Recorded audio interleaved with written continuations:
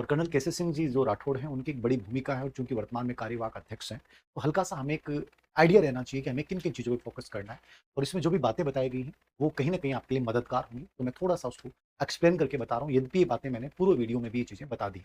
फिर भी इनका पहला पॉइंट है focus on hard work, peer discussion, small and effective peer groups, concept and authentic books. यानी कि आपका जो मूल उद्देश्य होना चाहिए वो हार्ड वर्क समझ गए ना कि आपको अपनी लगन से अच्छे से मेहनत करनी है और एक अच्छा पीयर ग्रुप बनाना है जो छोटा हो और वहाँ पे एक डिस्कशन करना। और ग्रुप डिस्कशन मैंने हमेशा कहा कि एक बेटर होता है, कभी नुकसान नहीं होता, लेकिन वो ग्रुप छोटा-सा होना चाहिए, बहुत अच्छा होना चाहिए, जहाँ आगे बढ़ने की महत्वाकांक्षा भी हो, इच्छा भी हो और कोई नेगेटिवली प्रतिस्पर्धा नहीं हो। कॉन्सेप्ट एंड ऑथेंटिक बुक्स, अवधारणा आधारित प्रश्न आरपीएससी का वर्तमान ट्रेंड है। एज इट इज़ लैंग्वेज कहीं भी नहीं आती, कॉन्सेप्ट समझेंगे तो आंसर कर पाएँगे वरना नहीं कर पाएँगे। साइकोलॉजी में भी यही हो रहा है। ऑथेंटिक बुक्स का मतलब यही है कि जो यूनिवर्सिटी लेवल की जितनी भी किताबें हैं, ये हमेशा इस बात के समर्थक हैं कि यूनिवर्सिटी की जो किताबें हैं, कॉलेज लेवल पे जो बुक्स चलती हैं, उनसे ज़्यादा प्रश्न पूछे जाते हैं। Don't fall for fleshy advertisement and manipulated claims. मतलब इसका उद्देश्य कि कोचिंगें जो ऐड करती हैं कि हमारे यहाँ से 100% सिलेक्शन, गारंटेड सिलेक्शन, सिलेक्शन की फैक्ट्री, ये टॉप पर रैंकर की फैक्ट्री, ऐसे जो ऐड होते हैं, वो कहते हैं ये भ्रामक है, इनके चक्कर में कभी मत आना, ये केवल और केवल आपको बेवकूफ बनाने के प्रयास है और ये कोचिंग संस्कृति के बहुत ज़्यादा खिलाफ भी हैं। इसलिए कई बार आपने देखा होगा कोचिंगों के नोट्स को ये एक बार मतलब बहुत ज़्यादा कि वहाँ से कुछ ज़्यादा आना नहीं चाहिए। तो स्पेशली इनसे बच के रहना है।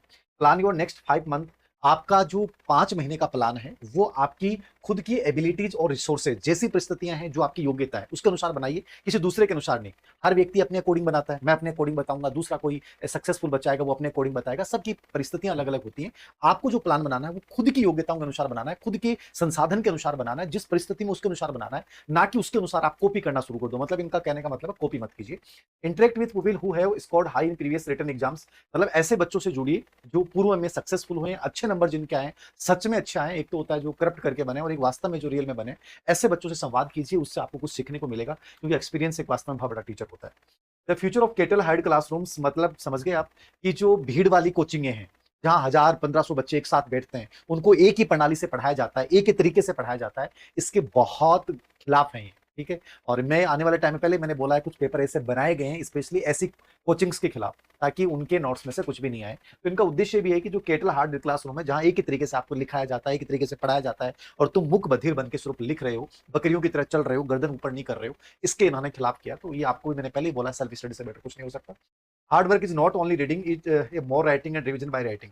मतलब केवल रीडिंग मत कीजिए, लिखिए, लिखने से चीजें लंबे टाइम तक याद रहती हैं, तो ये ऑलरेडी आप सबको पता है। Read at least 2 newspaper daily. मतलब 2 न्यूज़पेपर पढ़िए और एक इंग्लिश पढ़िए और एक हिंदी पढ़िए। आज जो करंट आ रहा है आरपीएससी का जो भी, वो कंप्लीटली न्यूज़पेपर बेस आ रहा है। मैंने कहा द हिंदू बेस्ट है, उससे बहुत प्रश्न उठाती है आरपीएससी। ऐसे ही जैसे मैंने आपको दैनिक भास्कर, राजस्थान पत्रिका की कई हेडलाइन बताई हैं, जो अभी आरपीएससी ग्रेड फर्स्ट में आई है, एज इट इज हेडलाइन तक पूछी गई है। तो न्यूज़पेपर को बेस बनाइए और न्यूज़पेपर में जो एडिटोरियल वाला, संपादकीय वाला पार्ट है, उसको स्पेशली पढ़िए।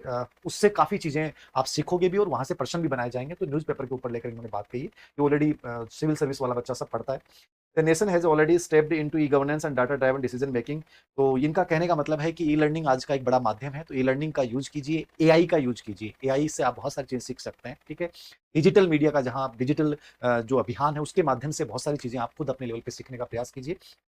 और यहाँ से प्रश्न भी खूब सारे बनाए जा रहे हैं। तो ई गवर्नेंस संबंधी जितनी भी चीजें, study in detail from authentic sources of government.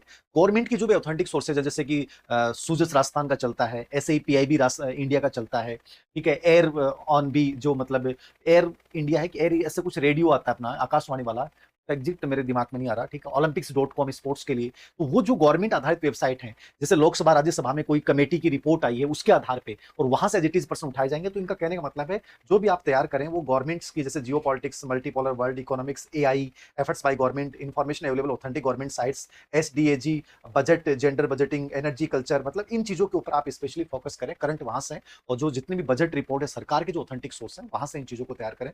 तो ये स्पेशली इन्होंने बोला है।